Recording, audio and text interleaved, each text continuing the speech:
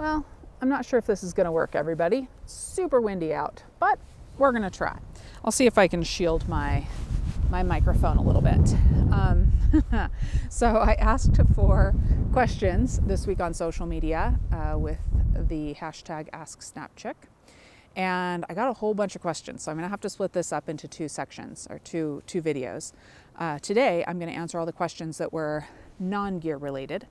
And then next week, I will answer all of the gear related questions. So before I do this, I want to show you guys what is going on in the sky right now. So, you know, I said it was super windy. So here's you guys. And the clouds are absolutely flying through the sky right now. It's amazing. I love it. At least we have some blue sky right now, because earlier when I woke up, it was storming. And I was afraid that it was going to stay storming all day, but it kind of looks like it's clearing up. I don't know. You can see it looks pretty dreary out that way. So anyway, everybody, let me get to my questions and get this party started. First question, let's see. The first question is from Sebastian today.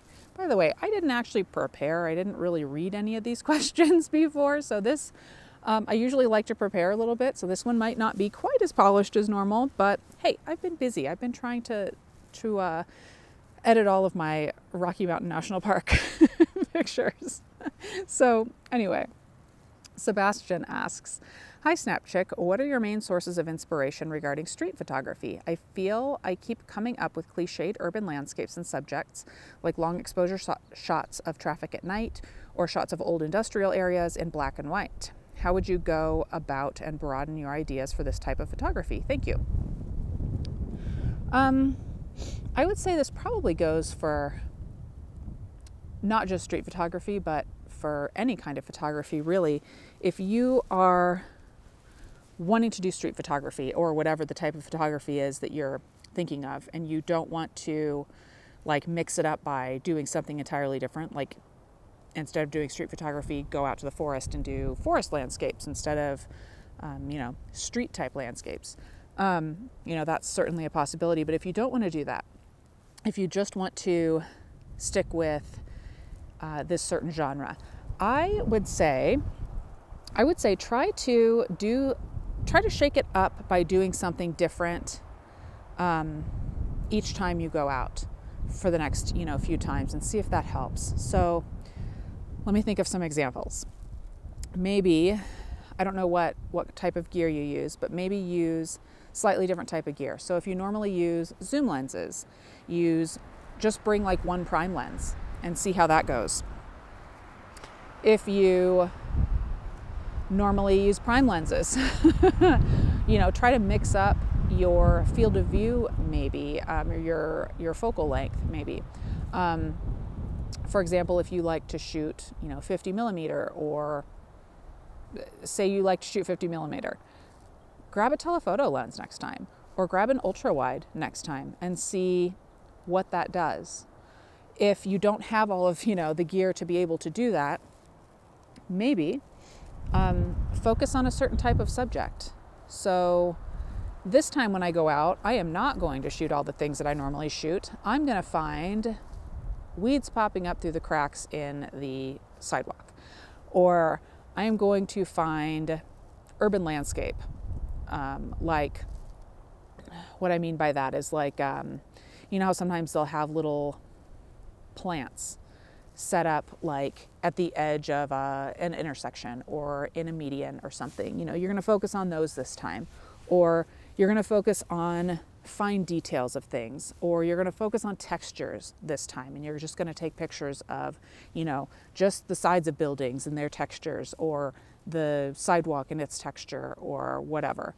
That would be my suggestion for you to try out.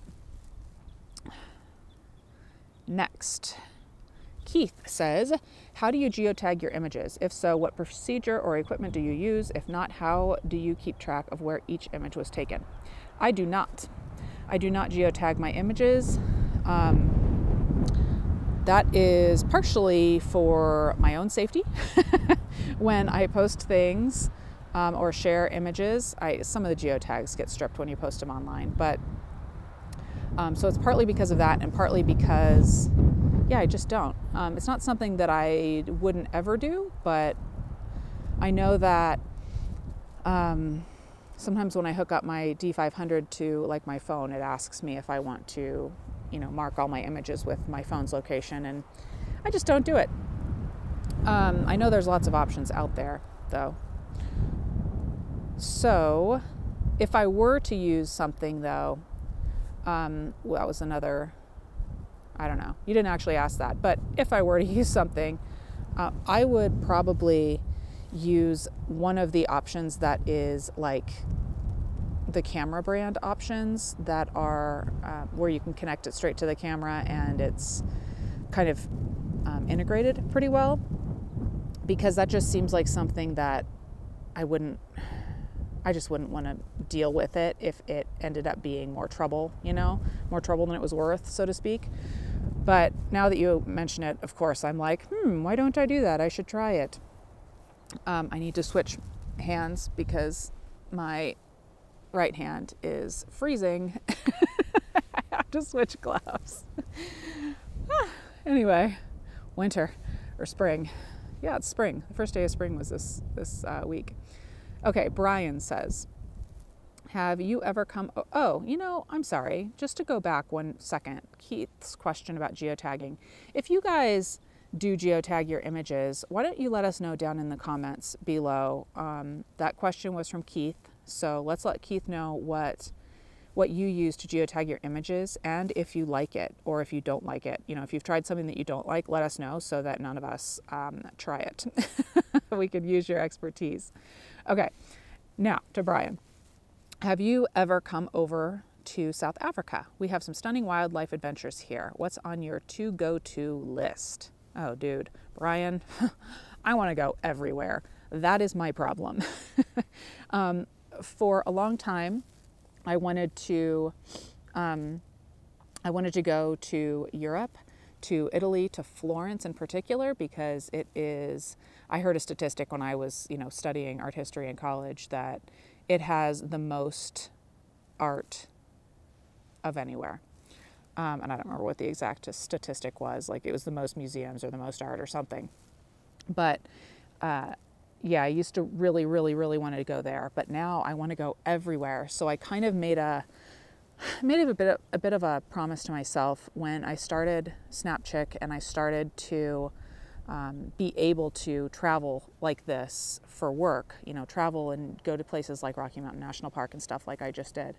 I made a promise to myself to focus on the US, what's around me first, because I feel like most people don't do that. They automatically think I need to go far away to get great photos, and that just isn't true. I think no matter where you are, you can get great photos. Everywhere has great wildlife, everywhere has cool landscapes, everywhere has different city, town style things, and I think that it would do people well to appreciate what's around them a little bit. So I did make that promise to myself, but Brian, I want to go everywhere.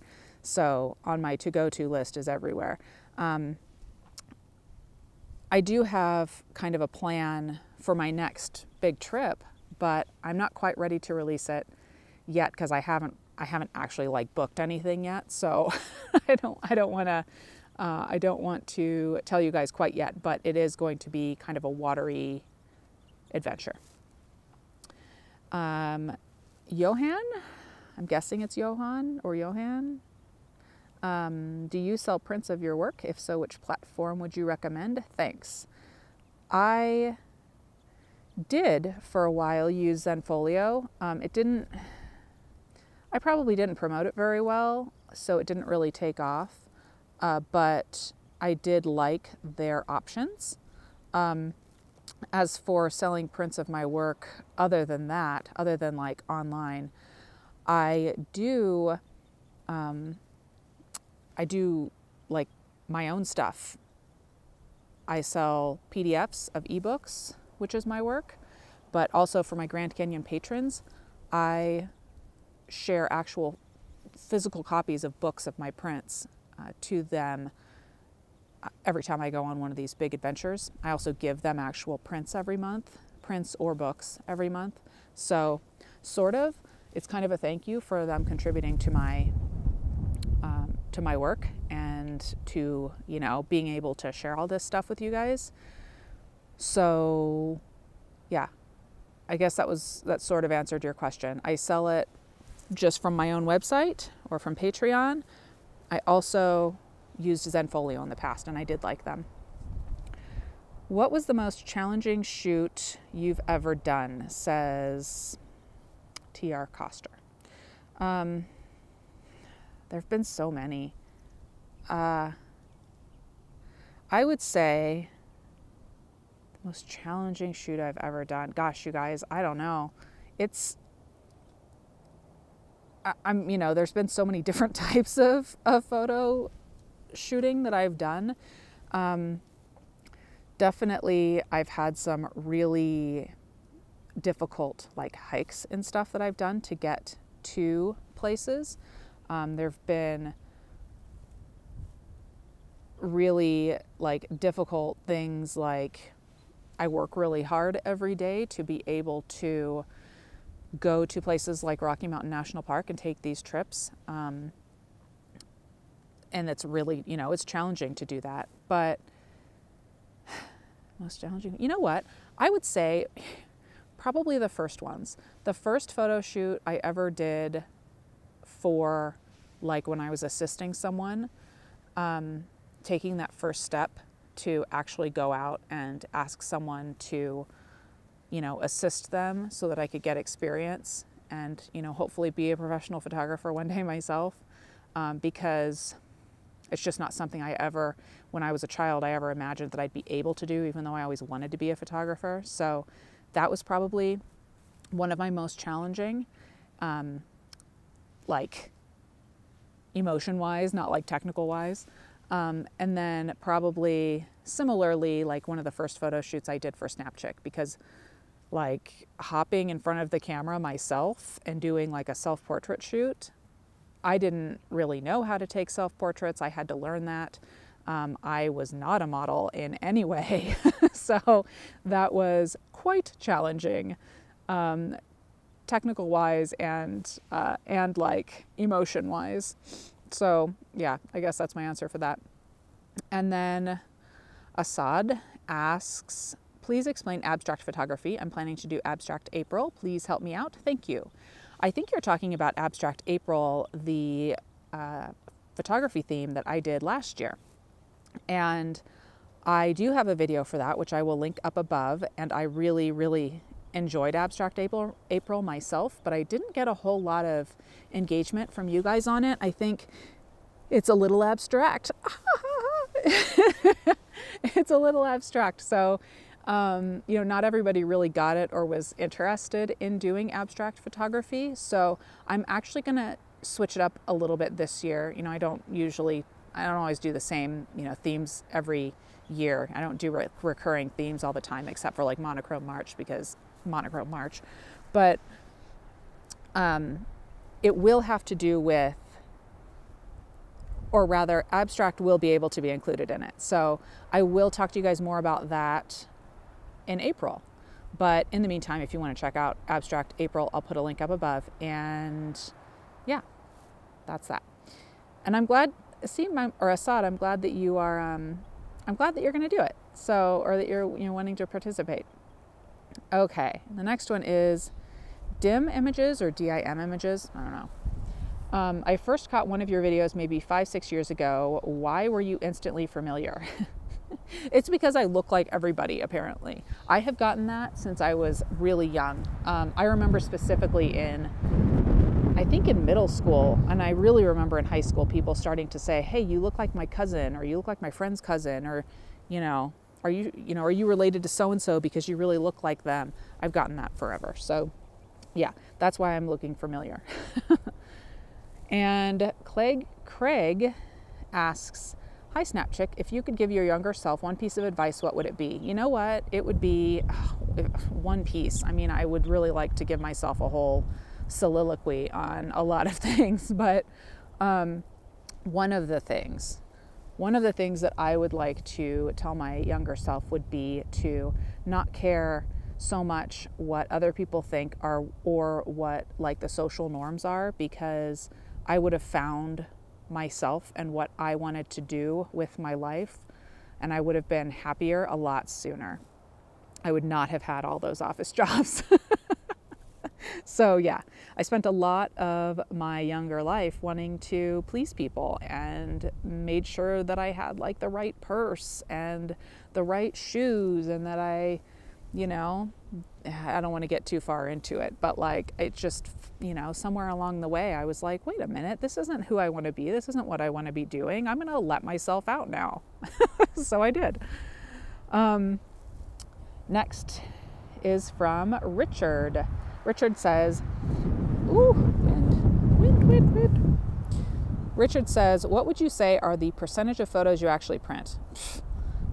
I don't know, 0.1, 0.1% maybe. Really not a lot of them. I do like to print, and I think I print more than a lot of people. I certainly print more than anyone I know. I have a printer, which helps, but yeah, not a ton, because like I don't need them. I don't know. Sometimes I do like to go back through my old photos. In fact, I've got a couple of projects coming up that will require me to go back through my old photos. Let's see. MS in Minnesota, maybe? I don't know. Is your next adventure in Minnesota? Is your next adventure in Minnesota houseboating or in the BWCA, Boundary Waters Canoe Area? I don't know. I'm not going to tell you. I will let you guys know. I'll let you guys know soon. I want to finish this book before I actually dive into planning and booking and everything this upcoming trip. But like I said, I kind of know where I'm going. Next question, last question. The last question is from Nick. He says, what is your process for planning a shoot from inspiration to conception to designing it to capturing? I mean, that's a big question. I should probably do, an entire video on that. But I guess typically on Fridays, not every Friday anymore, but I typically do like my photo shoots on Fridays, and those videos, a lot of times I do try to share that kind of information. So if you are interested, look there. I do also share a lot of that information with my members for specific photo shoots. That's a lot of what like the behind the scenes videos are. But let's see. If I could boil it down, obviously it's going to be different for every shoot, but if I could boil it down, I would say my concepts, my inspirations, they come from so many different places. I look at magazines, I look at fashion magazines. I had the Texture app. It's a magazine subscription app. They've got a ton of magazines on there, and I can just download as many as I want onto my phone or my iPad. I think they have a computer app too. And I, where's my glove? And I am able to like just look at pictures and get ideas for colors, for outfits, for I don't know, anything really. And I mean, I might be shopping and see like a necklace hanging on the rack over there, and it might set me off. That really has never been my issue. I've been creative since I was a kid. I've always had lots of ideas. I don't know if I've ever shared this. When I was a kid, I wanted to be a fashion designer for a long time, and I had books and books and books of like clothing designs. And I was a ballerina and I choreographed stuff, and I've always been the creative type. So that I get my inspiration from everywhere. I might look at a rock and I might see something in the rock that I'm like, that's interesting. That's that texture or that color. I want to do something around that. I'm weird. So literally, I am not exaggerating when I say that I might look at something like a rock and get some sort of inspiration for something, and my brain will, you know, mushroom cloud into an idea. So other times, you know, it's not a rock. But anyway, so from there, it's a matter of saying, you know, I need to develop the idea. If it's not like immediate mushroom cloud of the full idea, I might need to then say, look at some magazines. If I've seen something like a necklace or a rock or a piece of clothing or a color or something, I might go then and look at magazines to see what kind of poses might work with that idea, or just different things that I might see that, you know, I do research. So that helps me develop further my own idea. Not that I'm going to go through a magazine and say, look for, you know, say I see a brown rock and I want to do a photo shoot about brown. I don't go through the magazine and look for all the models with brown clothes and copy their poses. But it's a little more organic and abstract than that, but I do research. And then from there, I guess it's a matter of trying to figure out the location and what gear would be the best if I'm going to need help, or if I'm going to be able to do it as a self-portrait photo shoot. And then I do it. I'm lucky enough for this to be my job, so I get to devote all of my time, not all of my time, I get to devote a lot of my time to it. And you know, if I need to go out and scope out locations, I do that. If I need to hire somebody, I'm actually looking for models right now for a couple of different projects. So I've spent a lot of time on Model Mayhem, actually, looking for models and communicating with models to see who would be good for these projects. Yeah. And then, I mean, same thing with the editing process and actually taking the photos and stuff. It's kind of just an experimental process for me every single time. I try out different things, unless, like I said, there's like that mushroom cloud that, oh, I know exactly what I want. I can visualize the finished product in my head right now. That sometimes happens, but not always. So yeah, I hope that answered your question. That is a really good idea. If I could actually put that down on paper in a more concise way, maybe I'll make a full video about it.